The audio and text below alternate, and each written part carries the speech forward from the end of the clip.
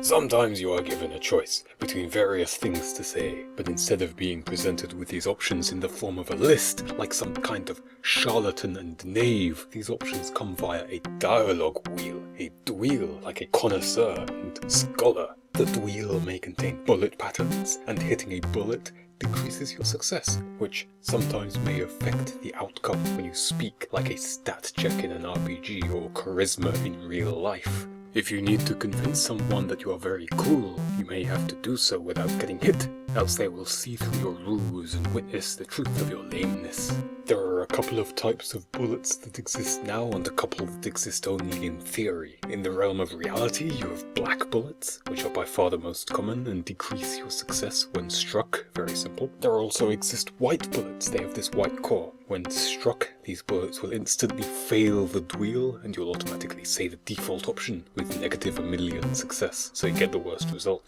What I have not yet made are hollow bullets, bullets that would be able to be circumvented or destroyed with some upgrade that I also have not yet made. My original idea visually would be to have these bullets have no core, but that would possibly make white hollow bullets hard to discern. I'd have to try it, see if it works. I also want to make bubbles, or some kind of collectible. Notice that success starts at 0 at the moment, and only decreases into negative numbers. Bubbles would increase success when collected, giving access to those sweet positive integers. Plus I would be able to make a thing where you have to go to one side of the wheel to get a bubble, and then actually select the favourable option on the other side. There's a lot of potential. I haven't made bubbles yet, but for many days I've had some of the code prepared to receive this feature. Something I actually have made, that I am not sure of the usefulness of, is this. Dialogue world, the world, can be larger than the dwheel, so you end up with the camera panning around. This likely has the disadvantage of disorientation and confusion, but can also allow me to make much larger and more complicated dwheels. In an actual game, almost all dwheels I think would be single screen dwheels, but for a narrative climax I think it would be appropriate to have a much larger world that feels like an actual world rather than a transient minigame. One of the very first things I made in this project was this system to take a world and display a circle of it in the form of a dwheel. Having dabbled with similar-ish things in the past, it didn't turn out to be terribly hard, simply taking Godot's handy polygon 2D node and giving it 32 vertices along the border of the circle and 32 UV coordinates to determine what part of the world will be shown. Grab the texture from a separate viewport that contains the world and Bob's your uncle.